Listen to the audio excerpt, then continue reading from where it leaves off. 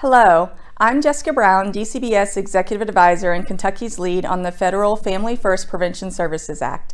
I had the chance to meet many of you over the summer as part of our 9 regional convenings on Family First. I'd like to spend a couple of minutes now updating you on our implementation of this landmark federal law and how it affects your work and the families that we serve. First, I want to emphasize that this truly will affect all of us. Every one of our divisions will be part of this momentum to keep more families safely together and ensure that children in out-of-home care are with families whenever possible. So why do we make this commitment while most states have opted to wait until 2021? We want to be good stewards of an unprecedented opportunity. By implementing this year, we gain the opportunity to draw down federal money to help families sooner rather than later. Our child welfare transformation came into focus last year and was intensified under the leadership of DCBS Commissioner Eric Clark.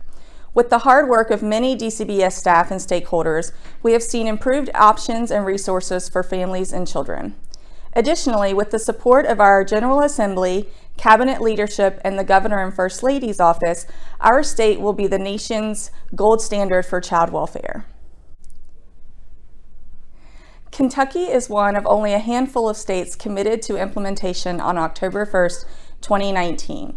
So what needs to happen before we are officially a Family First Commonwealth? Well, currently we await federal approval of our Title IV-E Prevention Services Plan. We submitted our plan last month and expect to receive feedback any day now.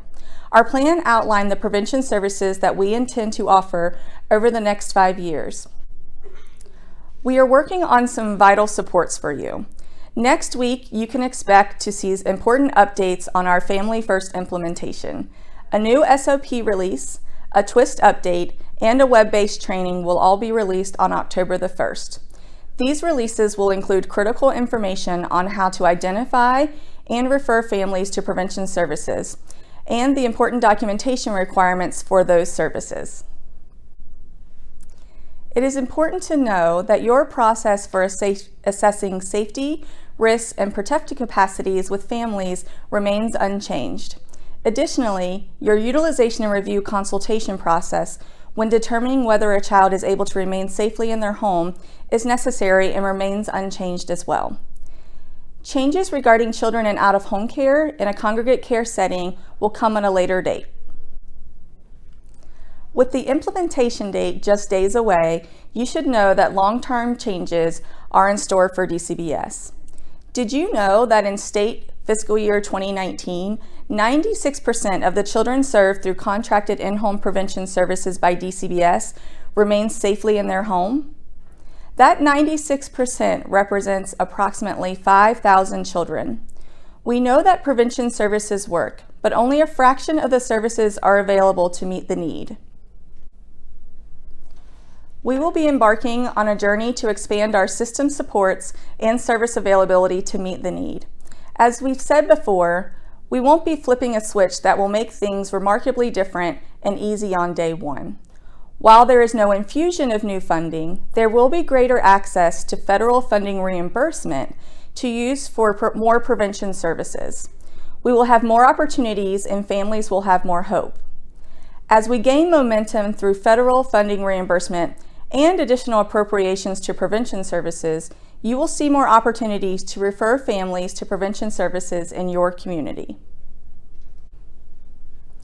We know that many of you have experienced waiting lists when referring families to prevention services in your community. Please know that we are working diligently on this issue to address and support quicker access for families. We know that you will have questions about Family First, and we want to hear them.